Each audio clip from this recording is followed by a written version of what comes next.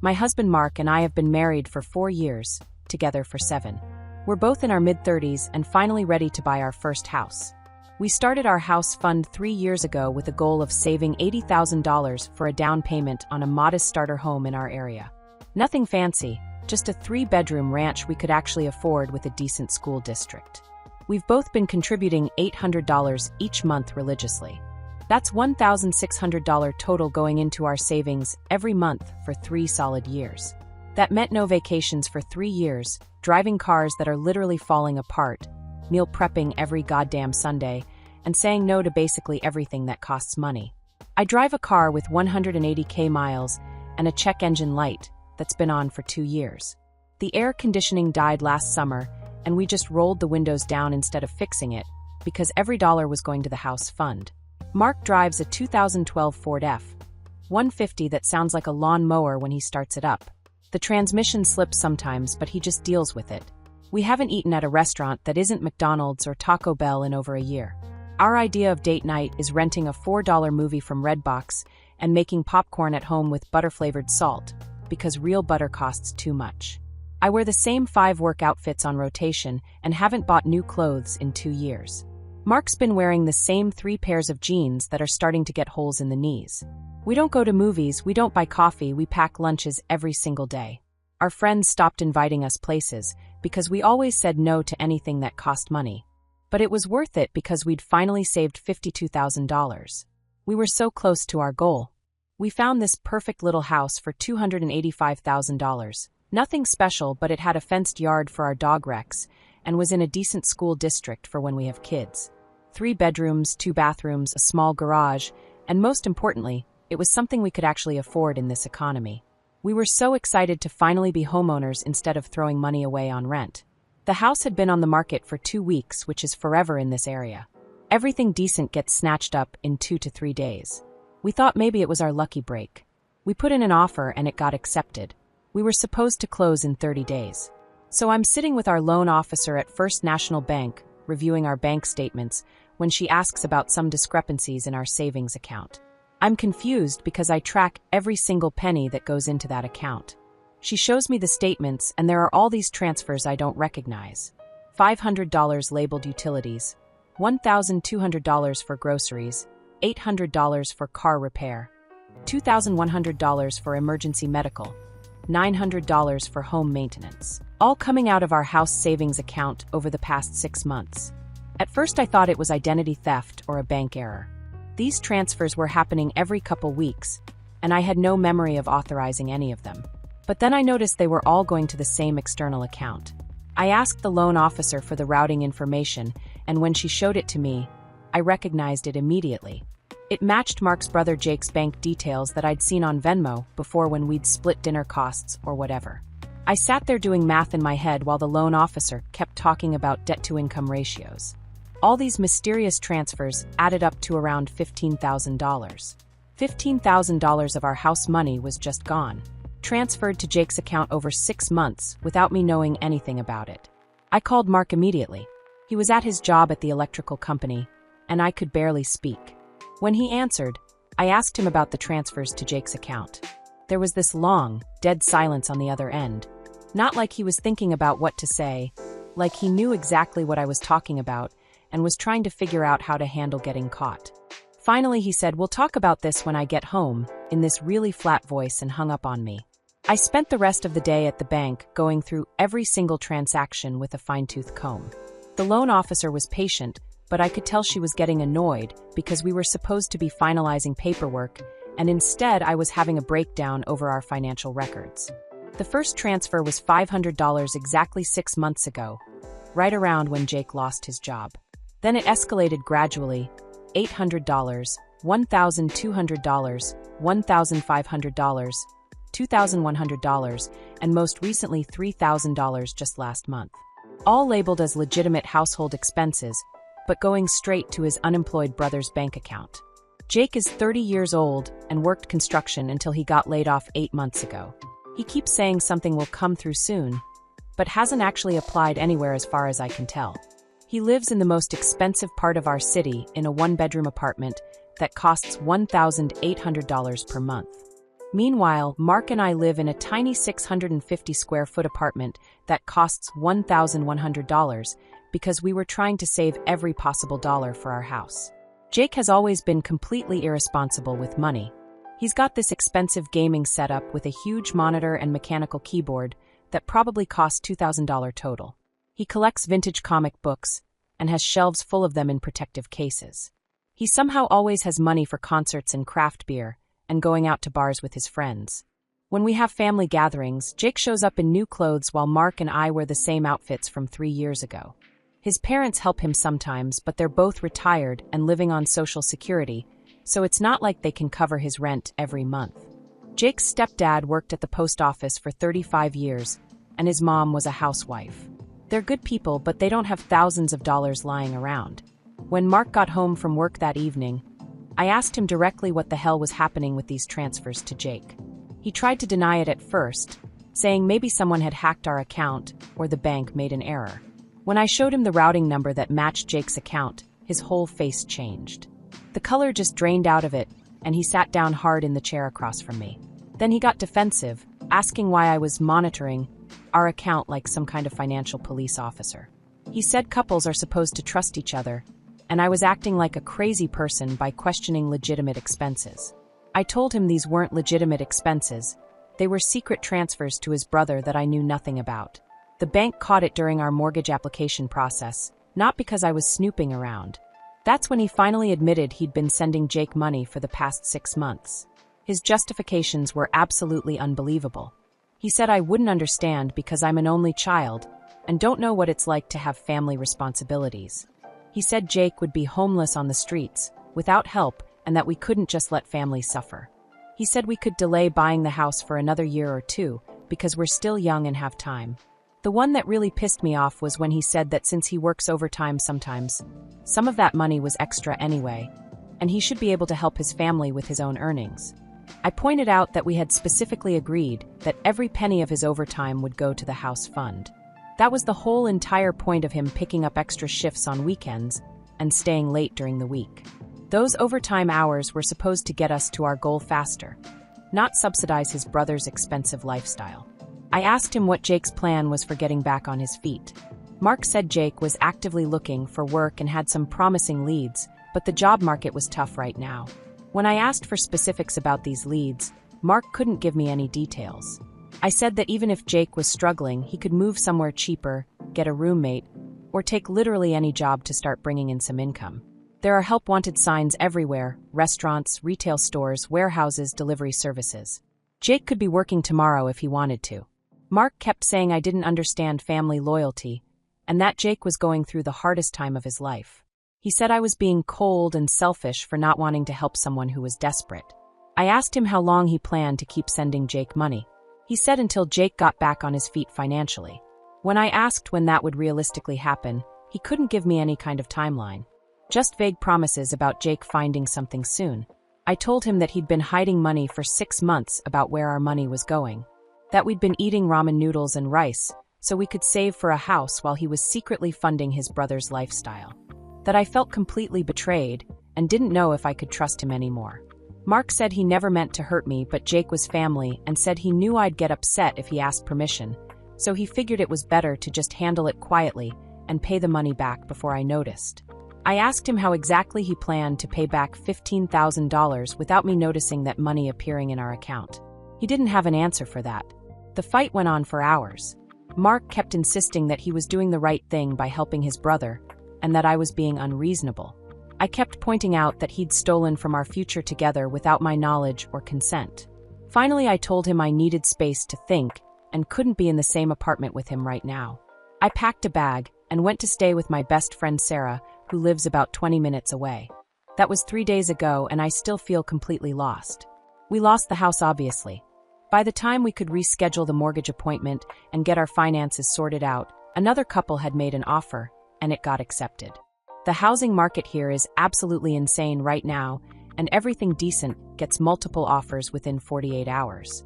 My best friend went to Hawaii last year and kept sending me pictures of the beach. I told her it looked amazing, but we couldn't afford a vacation because we were saving for the house. Sarah keeps telling me I should just divorce Mark and move on with my life, but we've been together for 7 years. That's a huge chunk of my 20s and early 30s. We have a dog together, shared friends, a whole life built together. I don't know if this is something you can come back from, or if it's a deal breaker. I also keep wondering what other financial secrets Mark might be hiding. If he could lie about $15,000 for 6 months, what else don't I know about? Are there credit cards I don't know about? Other family members he's been helping? Jake hasn't even called to thank me or apologize for taking our house money. According to Mark, Jake doesn't know that I found out about the transfers. He thinks it's just Mark being a good brother and helping him out during a rough patch. I'm supposed to meet with Mark tomorrow to talk about what happens next. Part of me wants to give him a chance to fix this, but I honestly don't know how you rebuild trust after something like this. Has anyone dealt with something similar? How do you get past your spouse lying about money and stealing from your shared goals? I'm completely lost here. Update 1. Thanks for all the responses on my original post.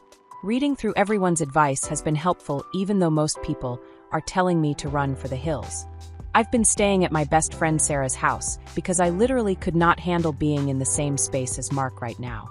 He came by Sarah's place yesterday evening with a bouquet of daisies, my favorite flowers, and a box of Ghirardelli dark chocolate squares. I took them though. Like that was somehow going to fix the fact that he stole $15,000 from our future together. I told him I appreciated the gesture, but flowers and candy weren't going to make this go away. He looked like he was about to cry when I closed the door. I couldn't sleep that night anyway, so I decided to call Mark's mom, Linda, around 10 p.m. She's always been really good to me and treats me like the daughter she never had. I figured she deserved to know what was happening since Mark was probably going to paint me as the villain in all this. Linda was watching TV with Mark's stepdad when I called. I could hear some cooking show in the background. When I told her what Mark had been doing with our house money, there was complete silence for about 30 seconds. Then she started asking rapid-fire questions about dates and amounts and how long it had been going on. Turns out Linda had absolutely no idea about the money transfers. When I explained that Mark had been sending Jake $15,000 over 6 months, she got really quiet and then said, "That son of a bitch," under her breath. Not sure if she meant Mark or Jake or both. Linda said she'd been wondering how Jake was managing to afford his lifestyle since getting laid off 8 months ago.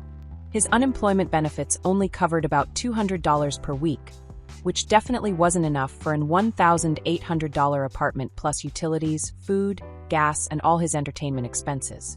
She assumed he was being responsible and had some savings built up, or was really hustling to find work. Then Linda told me some things that made this whole situation even more infuriating. Jake didn't just politely decline job opportunities. He actually turned down 2 concrete job offers in the past month because they weren't good enough for him. One was $18 per hour doing warehouse work at a distribution center about 15 minutes from his apartment. Full-time with benefits and opportunities for overtime. Jake told Linda the work was beneath him, and he wasn't going to waste his time.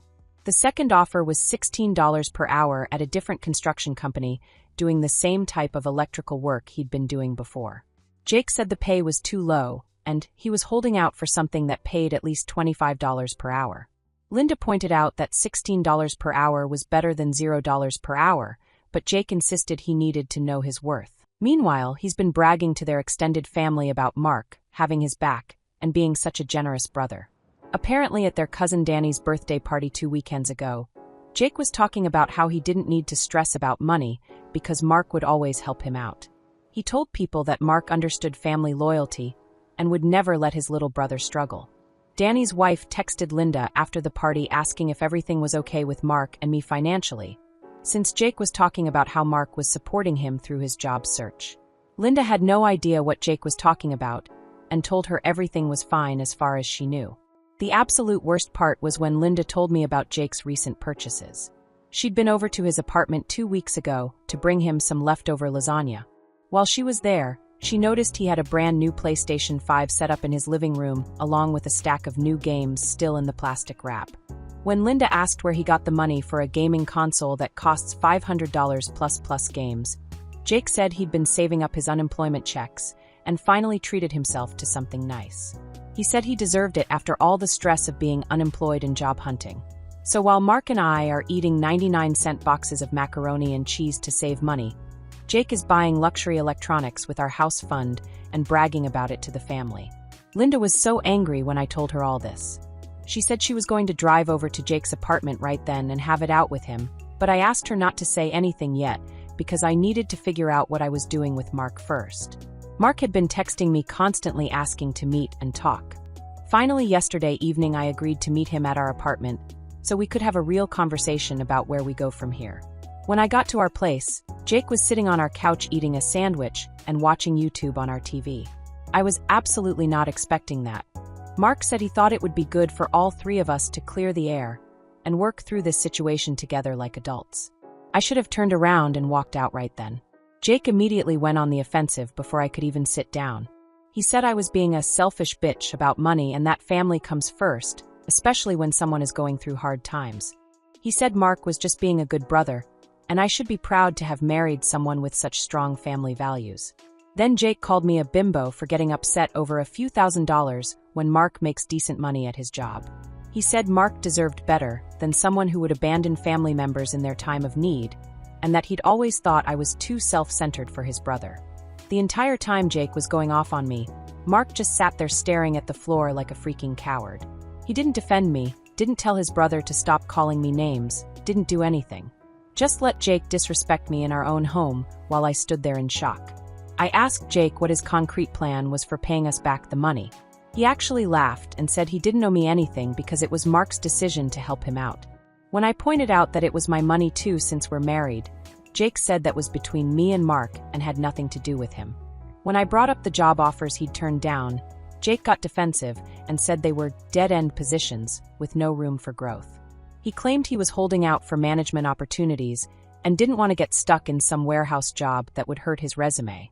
This 30-year-old man has been unemployed for 8 months, is living off his brother's stolen money, just bought a PlayStation 5 with our house fund, and he thinks he's going to walk into some management position without any recent work experience. The delusion is absolutely unreal. I asked Jake when he planned to start contributing something, anything, to his own survival instead of mooching off Mark. He said he had several interviews lined up, which I doubt, and something would come through soon. When I asked for specifics about these supposed interviews, Jake said it wasn't my business, and he didn't need to justify his job search to his brother's wife. I walked out. Mark followed me to the parking lot and tried to explain that Jake was just feeling defensive and didn't mean the things he said. He asked me to come back inside so we could all talk it through calmly. I told Mark that if he wanted to choose his unemployed, disrespectful brother over his wife, he was welcome to do that, but I was done being treated like garbage in my own home. Mark said I was overreacting and that Jake was just stressed about his situation. He promised Jake would apologize for the name-calling and we could work something out that everyone was comfortable with. I asked Mark why he thought it was okay for Jake to call me a bitch and a bimbo. Mark said Jake didn't really mean it and was just lashing out because he felt cornered. That's when I realized Mark wasn't going to stand up for me no matter what Jake did or said. His brother could disrespect me to my face and Mark would just make excuses for him. I'm seriously considering separation at this point, like you guys said. I can't be married to someone who would lie to me for months, steal from our shared goals, and then let his brother verbally abuse me while he sits there doing nothing. Sarah says I should get a lawyer and start protecting my assets, but I am hoping Mark will come to his senses and realize how badly he screwed up. Though after yesterday's disaster meeting, I'm not sure he's capable of that. I don't know what I'm going to do, but I can't keep living like this. Update 2. This week, I'm honestly exhausted from dealing with all this drama. Mark has been showing up at Sarah's apartment every other day with various peace offerings.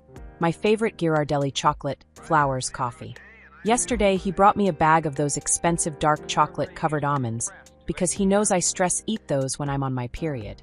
I took the chocolate but told him it was going to take more than expensive snacks to fix the fact that he stole our house money and lied to me for months. He keeps saying he wants to compromise and work things out, but when I ask for specifics about his plan, he just gives me vague promises about setting boundaries with Jake and being a better husband. Meanwhile, Linda decided to take matters into her own hands and organized a family meeting to confront Jake about the money situation. She got Mark's stepdad, his Aunt Carol and Uncle Mike, and asked if I wanted to participate over video call for moral support. I said yes because I wanted to see how Jake would handle being confronted by the entire family about his behavior. That turned out to be a huge mistake. The meeting was at Linda and Mark's stepdad's house on Sunday afternoon. I joined via FaceTime from Sarah's place while the rest of the family gathered in their living room. Jake showed up 20 minutes late wearing a brand new hoodie that probably cost $80 and acting like he had no idea why everyone wanted to talk to him.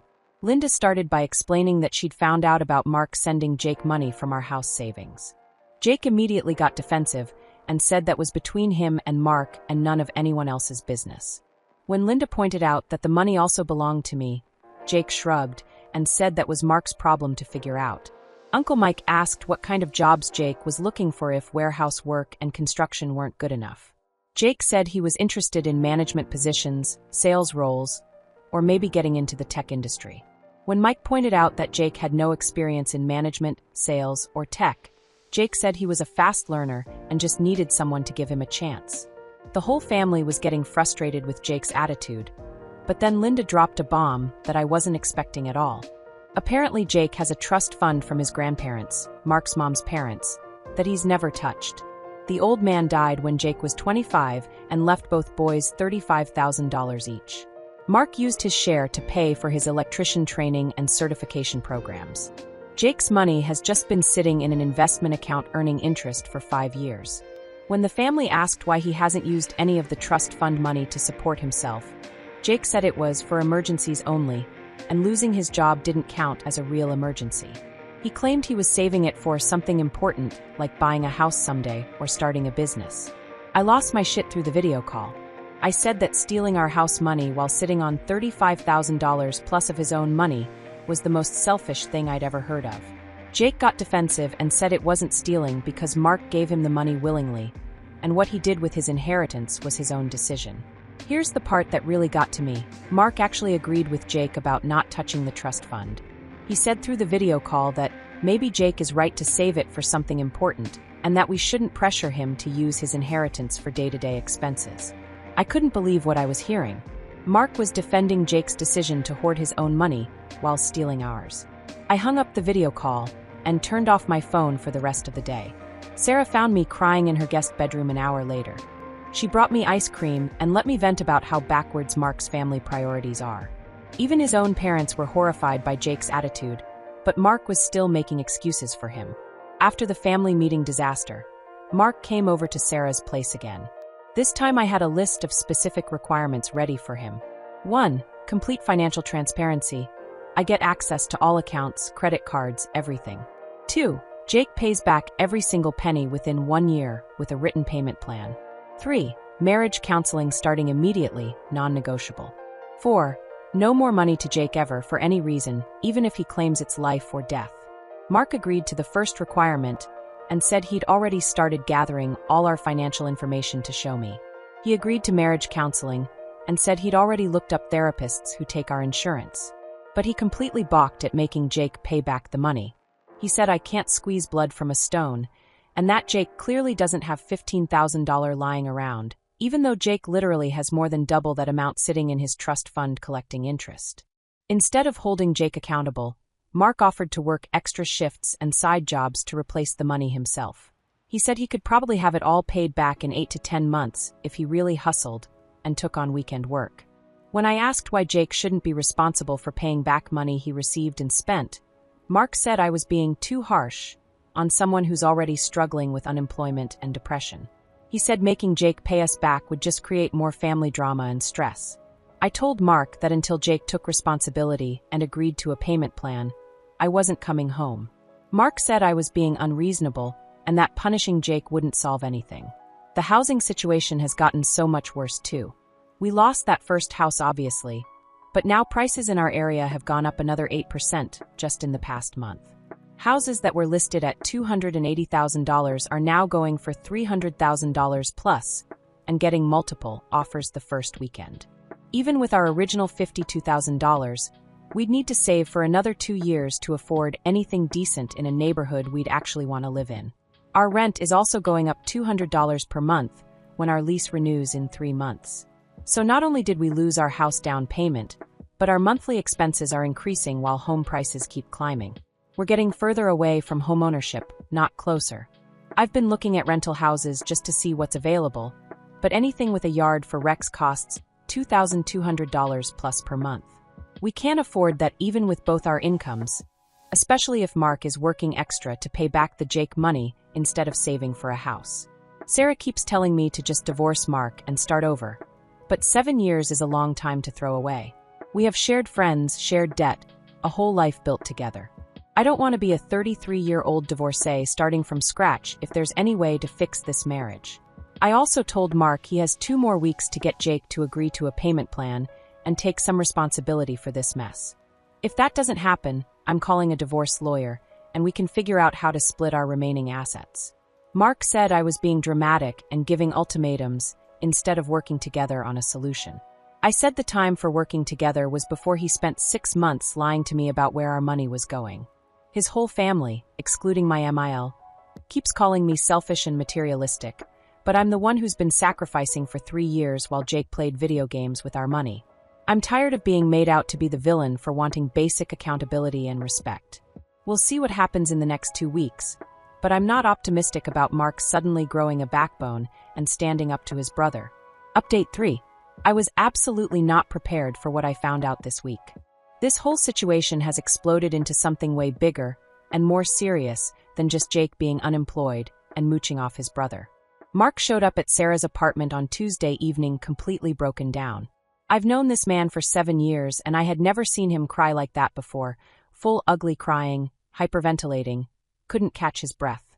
At first I thought someone had died or been in an accident.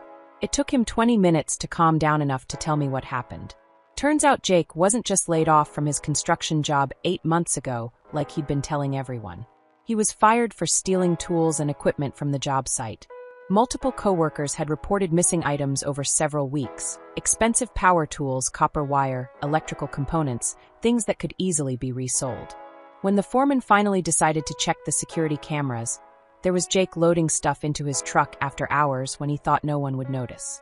The company fired him immediately and threatened to press charges, but Jake begged them not to involve the police and promised to pay back the value of everything he'd taken. They agreed not to prosecute as long as he stayed away from their job sites and didn't apply to work for any of their partner companies. But that's not even the worst part of this story. Jake has a serious gambling addiction that he's been hiding from the family for years. He's been betting on sports games and playing online poker since college, but it escalated dramatically after he got fired. The money Mark has been sending him wasn't going to rent and groceries like Jake claimed. It was going straight to cover his gambling debts. Jake owes money to multiple people now. Some guy named Tony has been calling Linda's house looking for Jake about $8,000 he owes from football bets that went bad. Another guy named Mike keeps showing up at Jake's apartment building asking about $4,500 Jake borrowed to play in some high-stakes poker game. Jake had been telling these people that his rich brother would cover his debts and they just needed to be patient while he arranged the money. He was using Mark's name and reputation to buy time with some seriously sketchy people. Mark finally admitted that he's known Jake had problems for months, but didn't know how serious it had gotten. He's been covering for Jake's mistakes since they were teenagers and didn't know how to stop the pattern even when it was destroying his own marriage. When their bio dad left when Mark was 17 and Jake was 12, Mark felt responsible for taking care of his little brother. Jake got into trouble in high school, shoplifting from stores, skipping school, getting caught with weed, small stuff that could have been handled with grounding and supervision. But instead of letting Jake face consequences, Mark would always step in to fix things. He'd return stolen items and apologize to store managers. He'd forge notes to excuse Jake's absences. He'd take the blame when their mom found drugs in Jake's room. This pattern just continued into adulthood with bigger and bigger problems. Jake would screw up financially or legally, Mark would bail him out with money or favors, and Jake never had to learn from his mistakes or develop any real coping skills. Mark said he estimated he's given Jake at least $40,000 over the past 12 years since Jake turned 18. Car payments when Jake got his license suspended for DUI, rent deposits when Jake got evicted, credit card debt from Jake's shopping sprees, legal fees when Jake got arrested for bar fights, you name it.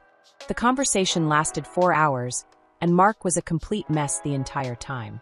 He kept apologizing over and over, saying he knew he'd destroyed our marriage, but didn't know how to stop enabling Jake without feeling like he was abandoning his little brother. I asked Mark why he never told me about any of this before we got married.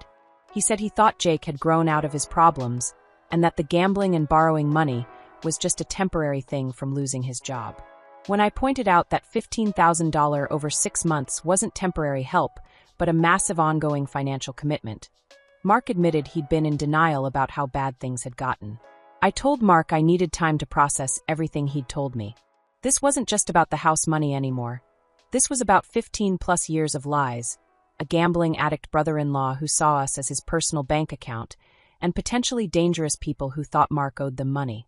I decided I needed a formal separation to figure out if this marriage was even salvageable at this point.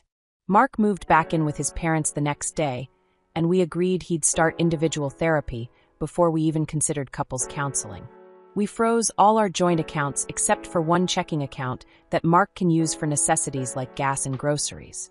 I set up online access so I can monitor every transaction, and he has to text me photos of receipts for any purchases over $200. Mark also agreed to take on extra work to start repaying the $15,000 he gave Jake. He picked up weekend shifts doing electrical work for a buddy's contracting company and signed up to do DoorDash deliveries in the evenings after his regular job. The money situation is actually working out better than I expected. Mark has managed to put $2,000 back into our account in just 3 weeks by working basically every waking hour. He's exhausted but says he's determined to fix what he broke. Jake, meanwhile, has been calling Mark constantly asking for more money. Apparently Tony and his friends have been showing up at Jake's apartment building and making threats about what happens to people who don't pay their debts on time. Jake wanted Mark to give him $5,000 to make this problem go away, and promised it would be the last time he ever asked for help. When Mark said he didn't have $5,000 and wasn't giving Jake any more money anyway, Jake completely lost his shit. Jake screamed that Mark was letting him get killed over stupid money and called him a selfish piece of shit for choosing his psycho bitch wife over his own flesh and blood. He said the family would never forgive Mark if something happened to him because Mark was too cheap to help. For the first time in his life, Mark hung up on Jake mid-tantrum. Jake then started calling Linda and his stepdad, crying about how Mark had abandoned him and was going to let him get hurt by dangerous people. But Linda and Mark's stepdad are finally seeing Jake for who he really is after everything that's come out. Linda told Jake that if he was really worried about his safety, he needed to use his trust fund to pay off his debts and get professional help for his gambling addiction. She said the family wasn't going to keep enabling his destructive behavior by bailing him out every time he got in trouble. Jake actually had the nerve to say that his trust fund was off limits and that families should help each other without conditions. Linda hung up on him too. I don't know if Mark and I are going to make it through this mess. But seeing Mark actually stand up to Jake for the first time in his life gives me a tiny bit of hope that maybe he's finally ready to change. The gambling addiction and dangerous people Jake owes money to makes everything more complicated though. I'm worried about Mark's safety too now, not just our marriage and finances. Update 4. A lot has happened since my last update, and there's finally some resolution to this entire nightmare, though not in ways I expected. Jake got arrested 3 weeks ago, and it was the wake-up call everyone needed. He managed to get another job, probably lied about why he was fired from the last one, and lasted exactly 4 days before getting caught stealing copper wire and expensive power tools on camera again. This time there were multiple witnesses, and the foreman called the police immediately instead of giving Jake a chance to make it right. Jake was arrested on the job site in front of all his co-workers and spent 2 nights in county jail before anyone even knew what happened. He called Mark from jail at 6 a.m. begging him to post the $5,000 bail. Mark said no. Jake then called Linda and his stepdad crying and pleading, but they said no too. Jake finally had to swallow his pride and use $6,000 from his precious trust fund to pay for a lawyer and bail himself out. The lawyer Jake hired says he'll probably get probation and community service since it's technically his first official conviction. The previous theft was handled privately. But Jake now has to check in with a probation officer every week. More importantly, Linda called a family meeting the day after Jake got out of jail and demanded complete honesty about his financial situation. Jake broke down and admitted he owed nearly $15,000 total to various people from sports betting and poker games. The money Mark had been sending wasn't covering rent and food. It was going straight to pay interest on Jake's debts to keep these guys from getting more aggressive. Linda told Jake he had exactly 1 week to use his trust fund money to pay off every person he owed and get himself into intensive gambling treatment. She said if he didn't handle it immediately, she and Mark's stepdad would cut him off completely, and he'd have to figure out his problems on his own. Jake tried to argue that using his inheritance for gambling debts wasn't what his grandfather intended the money for. Linda said she was sure his grandfather didn't intend for Jake to steal from his brother's marriage either. Within 5 days, Jake had paid off Tony, Mike, and the other people who were threatening him. He moved back in with his parents and started attending Gamblers Anonymous meetings.